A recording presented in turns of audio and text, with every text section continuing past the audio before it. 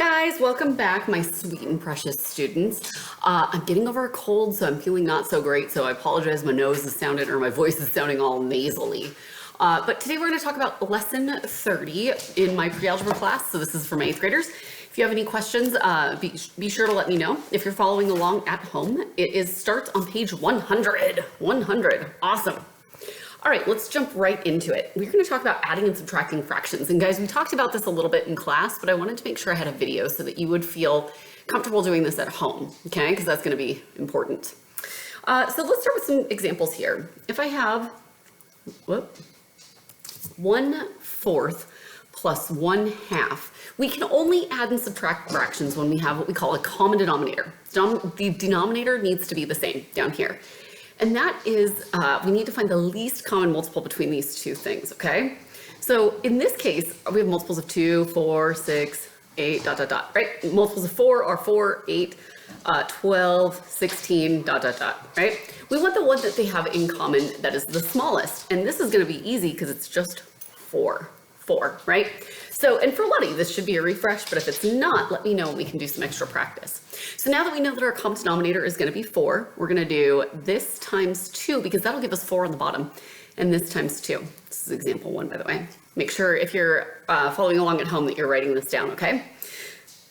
So now we get 1/4 plus 2/4. Now we have a common denominator, something that we can share that bottom bit with and be able to do the top. So I'm all NyQuil and medicine heady sounding. I'm sorry, guys. So the denominator remains the same. It's 4. And then we do the actual operation upstairs. So 1 plus 2, which would give me 3. So 1/4 plus 1/2 would give me 3/4. And now thinking about this, like visually, I don't know if you're like me, need a visual. 1/4 plus 1/2.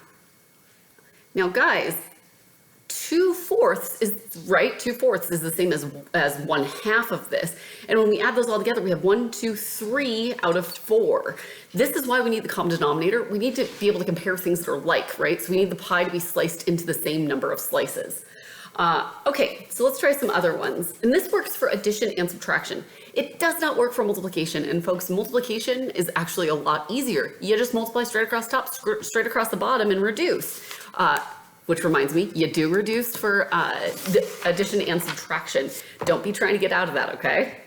Let's try this next one. 5/11 minus 1/5. Now here is one where we have to find the least common multiple. A trick for doing this is either use your multiplication table, right? And look and see what does 5 and what does 11 have in common. Or another way of doing this is you can multiply these two things together. Now that does not always work. You want the least common multiple, and if you multiply these two things together, you may not get the least common one. In this case, it works. 5 times 11, that's the first thing that they're gonna be in common. So I'm gonna have 55 as my common denominator, but what I do on the bottom, I must do on the top as well. So I have 25 out of 55 here, minus 5 times 11 and 1 times 11 gives me 11/55. We keep that denominator the same, 55, and we take 25 minus 11. It's going to be 16. 16/55. Now, we can't reduce this because when you're reducing fractions, ask yourself 2, 3, or 5, right?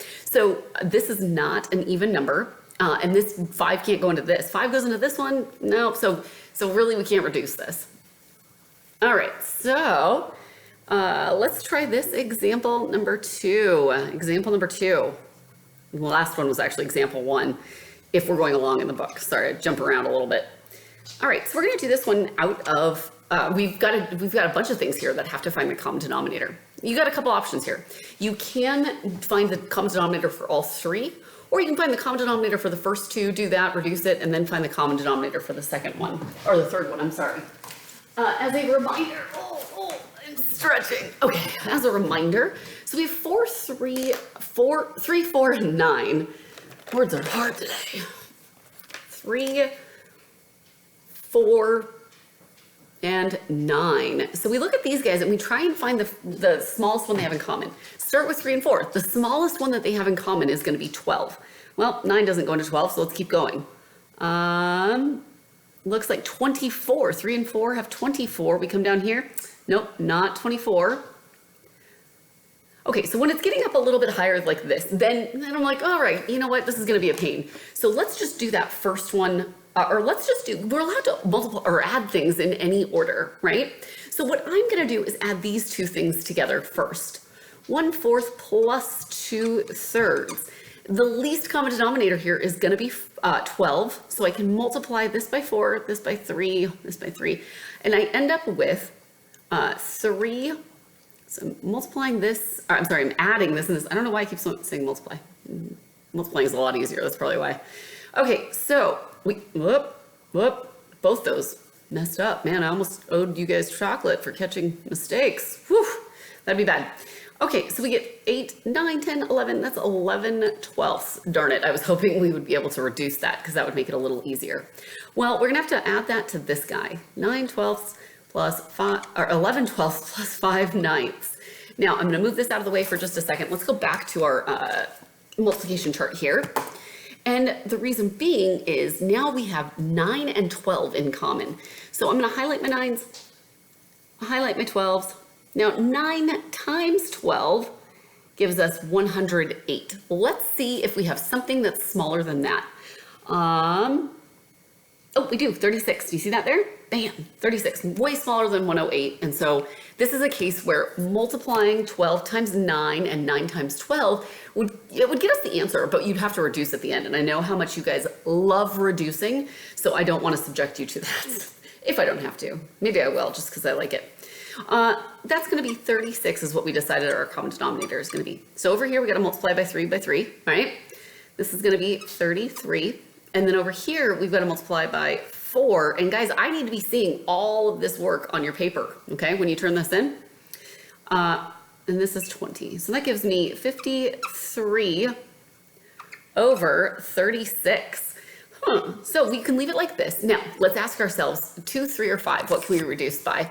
Well, we know that, I'm going to adjust my computer while I'm talking. We know that 2, it would be even numbers, right? Well, 53 is not even. 36 is, but 53 is not. Then the other trick is, for 3s, we know that we can add them together. 3 plus 6 is 9. 3 goes into 9, so 3 is going to go into this number too. However, 5 plus 3 is 8. 3 does not go into 8, so 3 is not going to go into that number. So guys, I think this is as reduced as it's going to get. Now, if you want to turn that into a mixed number, you can leave it at, currently it says an improper fraction. You can turn it into a mixed number by putting, see how it's on the top of the table here? Put it under the table here.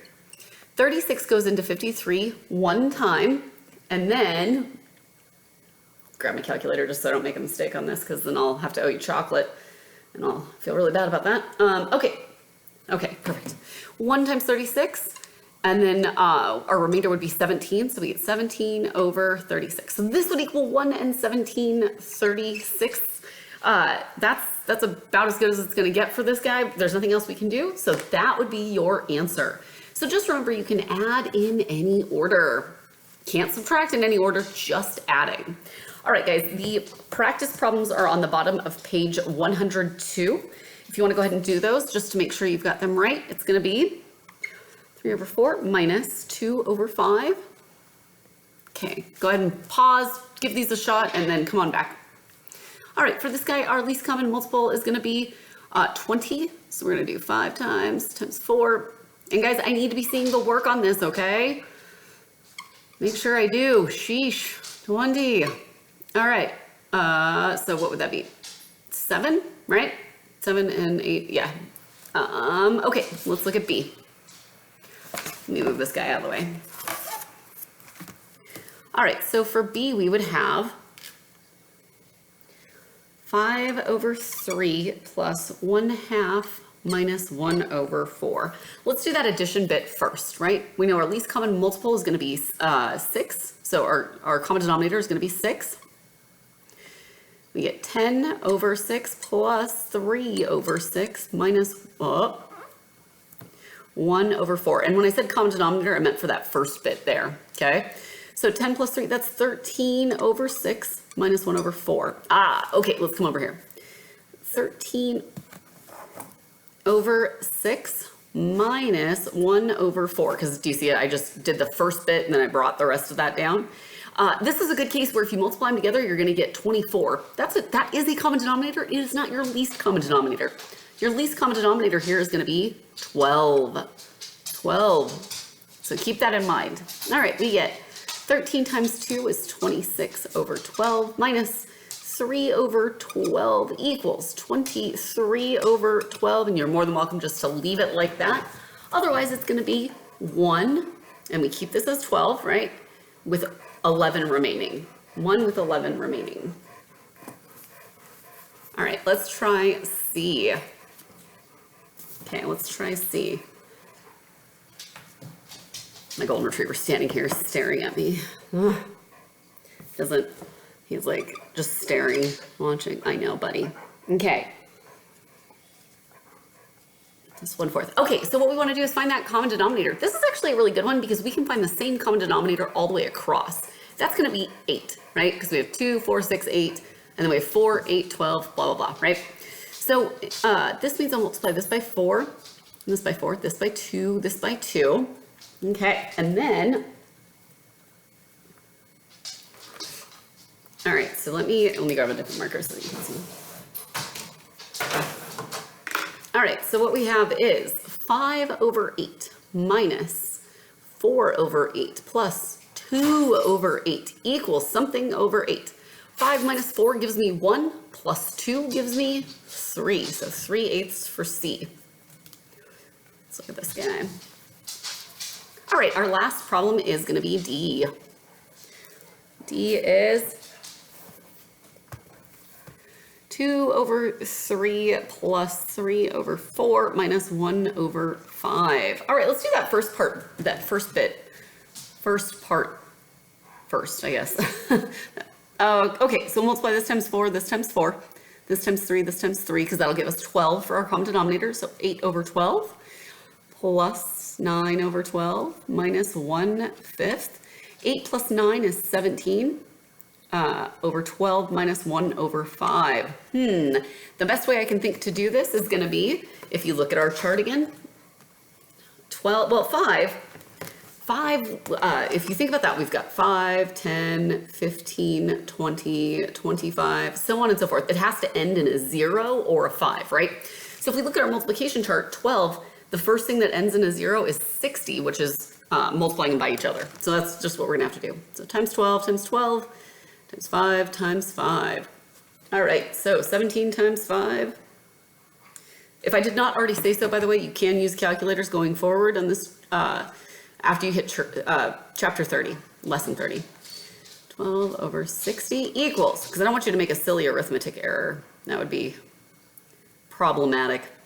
73 over 60. Now, 7 plus 3 is 10. 3 does not go into 10, so 3 is not going to go into 73.